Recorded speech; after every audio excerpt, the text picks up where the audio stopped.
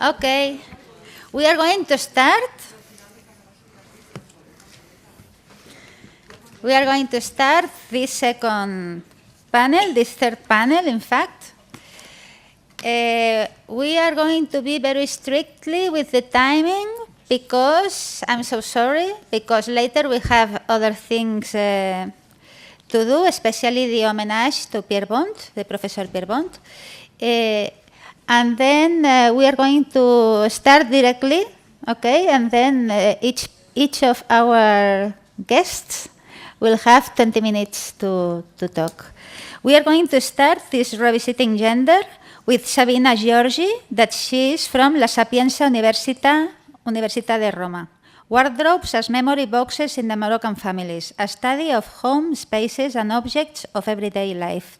Thank you. Thank you. I would like to thanks for my presence here. It's a great pleasure for me. I try to speak as better possible English, but the discussion perhaps is better to be in French, if you want. I'm Sabina GIORGI, and this presentation is a strange presentation, perhaps for you, because I'm a little strange, like identity, because I'm a psychologist. I'm a social/cultural psychologist, and at the same time, I worked as a museum anthropologist. So this presentation is a strange mixer between these type of disciplines. My research project, this study, is a part of my PhD research, focused on the ethnography of Moroccan household in Morocco and Italy. And I carried out the field work between the 2005 and 2008. In particular, my field work in Morocco lasted 4 months in 2006. The research participants were some Moroccan families, in particular 3 Moroccan families. 2 of them lived in Rabat and 1 in Salem, and 2 Moroccan families in Rome, originally both from Casablanca. The name you see are fictional names, are pseudonyms invented by and with the families. And in this presentation, I prefer to talk about the 3 Moroccan families in Moroccan because the discourse is too big to explain 20 minutes, so I prefer to make a choice. Some details of participants. The first family is called Noah, is a dual career family composed by Naima, the mother, 45 years. She's an Arabic teacher in a primary school. Rashid, the father, 46. He is a math teacher in high school. Mjid, the first son, 10 years old. Hamid, the second, 5 years old. And they live in a rented house in a working class neighborhood in Rabat. The second family is Zaidi, composed by Yaya, the mother, 28, housewife, Abu Yassir, the father, 37, army officer, Mehdi and Yassid, the 2 sons. And they live together with husband's mothers, his 2 divorced sisters, and his 2 nieces. They have a property house, and they live in a working class neighborhood in Saleh. And the third family is called El Alamia, is a dual career family. Sophia is 54 years. She is retired. She was a secretary in the State Railroad Company.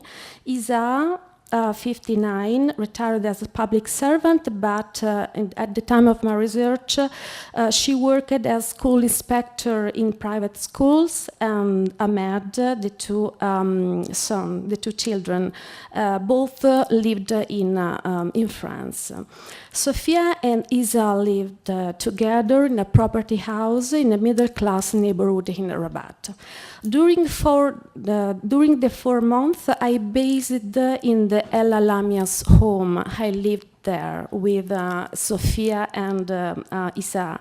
But at the same time, I lived for short periods both in the Mnoa and in Zaidi's homes. In particular, I spent more time within the Mnoa family since Naima, the mother, was the Sofia's sisters. My objective, the objective of my research, was to understand how family represent their own cosmology through the use of the appropriation of material culture they collected and arranged in their homes. So my perspective basically was to consider, according to Daniel Miller, was to consider material culture within the home, both our appropriation of the larger work and often as the representation of that work within our private domain. I was interested in ways families represented themselves through object and space of the home for representing them.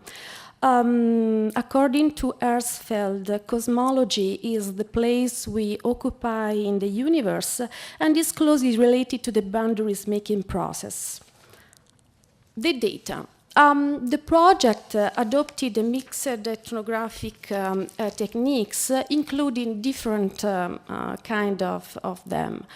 In particular, in-depth interviews to the parental couples, focusing on both house and family history, video recordings of everyday families' activities, extensive field notes, photographs of the domestic space and object, and home video tours. Briefly, video tours are special narratives on spaces and objects done with the camcorder provided by researcher to participants.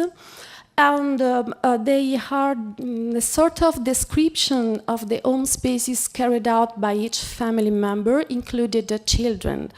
And the assignment was too simple.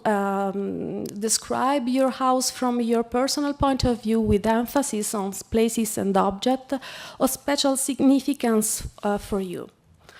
My fieldwork, when entering a home in Morocco as a guest, the first place one is welcomed into is the Bit Al Diaf, or the Grand Salon. And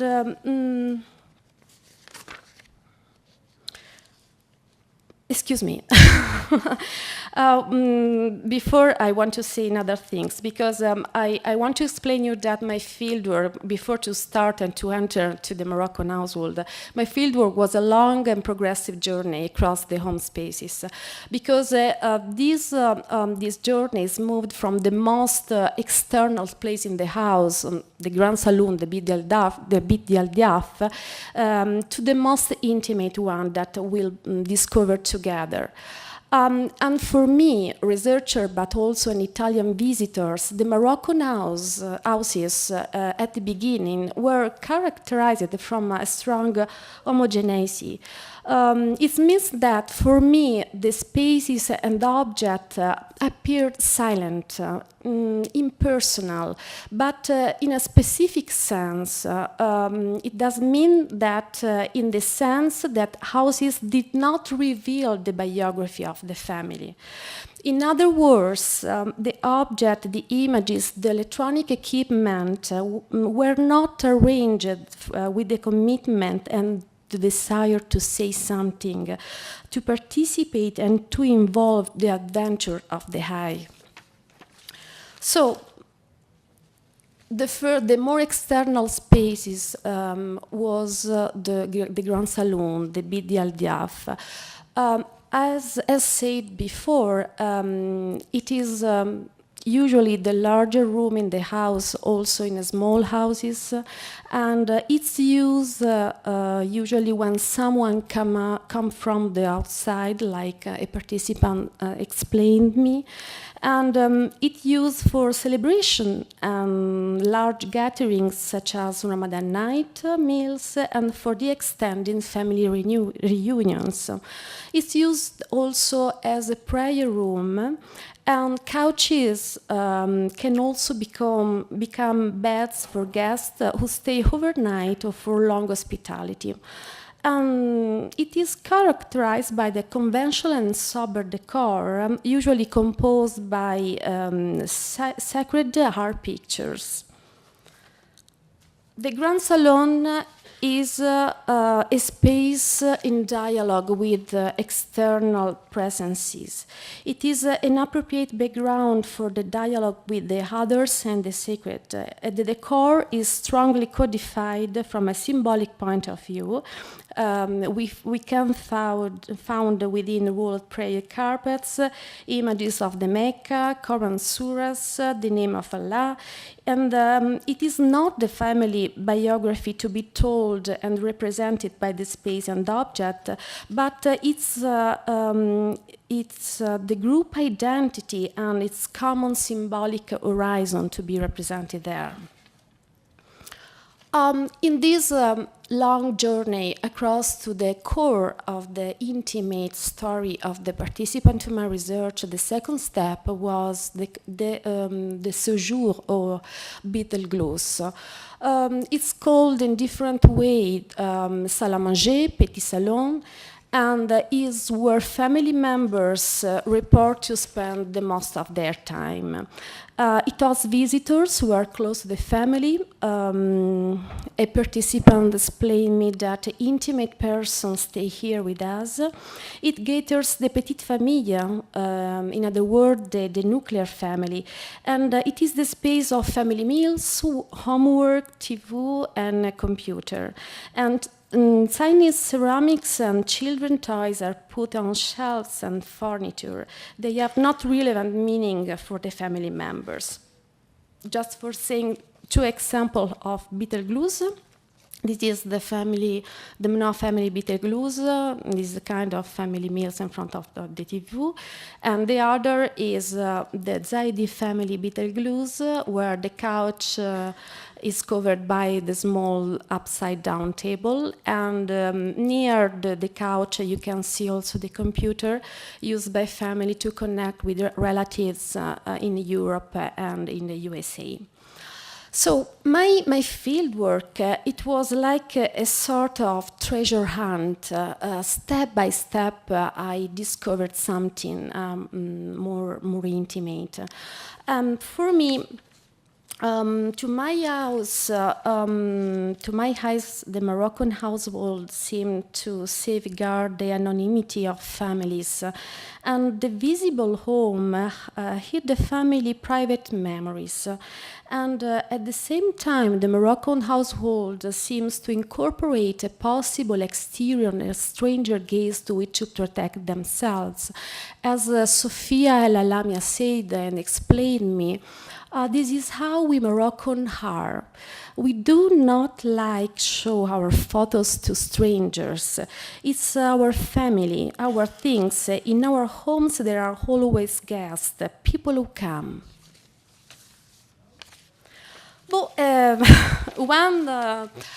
With the participation to the daily life of the Moroccan families and the interviews with their members, I discovered a special repository of family memories that were collected and shared, of course, but only with intimate.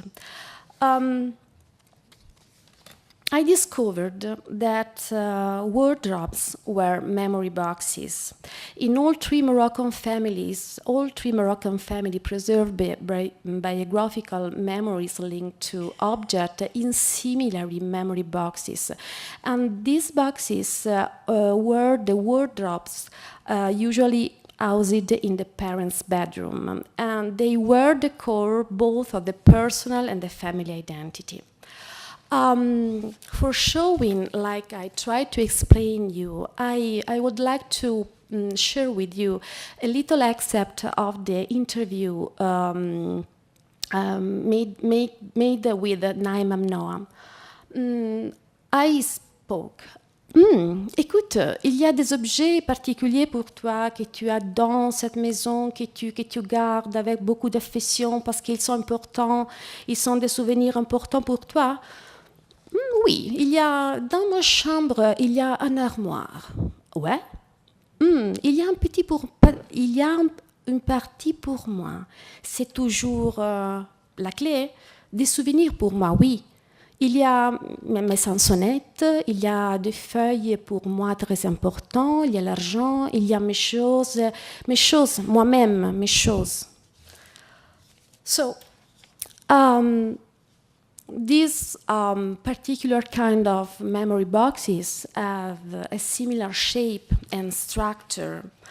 They are divided into three parts usually. Their central wall usually open, which contains the most bulky dress set of the couple, children clothing, and collective objects as photo albums, the Koran, and two lateral ones, usually ascribed to the husband and to the wife. Each side of the wardrobes is private, and it access regulated by its owner, who has the key of the doors. Which is the content of women's memory boxes? We can find inside so many categories of objects, but some categories are more frequently to find it. Idiosyncratic gift as souvenirs of relationship, and Yaya Zedi said me they are the most important things for me. Family relics as the children navels, or les chevaux de magie dans date.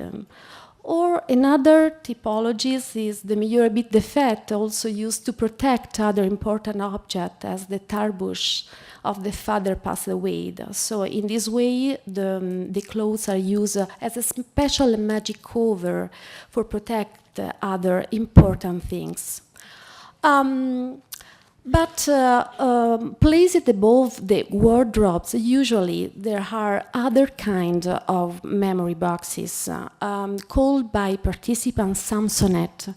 And they are the moving appendix to wardrobes.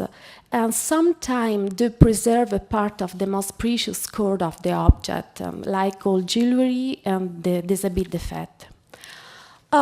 This kind of memory boxes told us a sort of a special condition of the object preserved inside. These are objects on the run because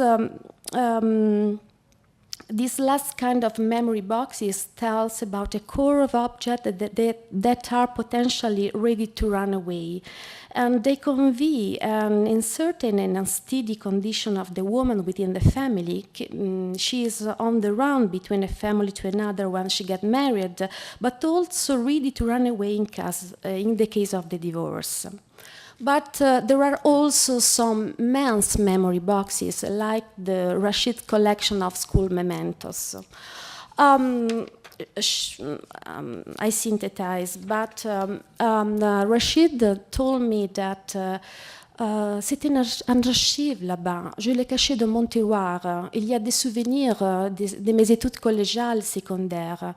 C'était des études de première année de la fac et tout ça, même le journaux des résultats de baccalauréat. C'était une petite collection comme ça. Mais when he explained me the meaning of this collection for him, he explained, j'ai passé des moments difficiles. On disait que c'est ça, Rachid il est mort, ça y est. Ouais, moi j'étais vraiment malade. Pour moi, pour m'imposer et tout avec mes copines et dans la vie, voilà. J'essayais toujours d'être brillant dans mes études. Et dans les jeux, vous voyez, j'essayais de m'imposer parce que c'était physiquement faible. So, Rashid collection,